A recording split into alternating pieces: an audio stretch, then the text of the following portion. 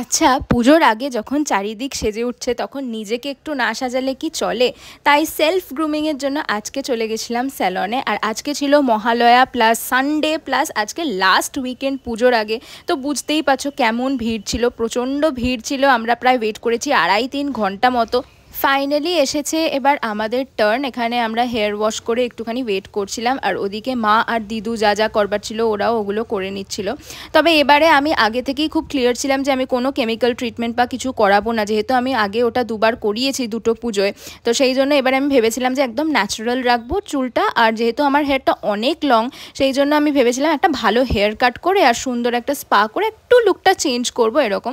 তবে হ্যাঁ, এত বড় চুলটা যখন কাটছিল সত্যিই কেমন যেন মনের ভেতরটা ভয় ভয় লাগছিল যে আমাকে যদি বড় চুল ছাড়া বাজে লাগে বা কেমন লাগবে লুকটা। যাই হোক, এটা বোনের ফাইনাল লুক আর এটা আমার লুক, দুজনের লুকটাই কিন্তু আমাদের জাস্ট ফাটাফাটি লেগেছে।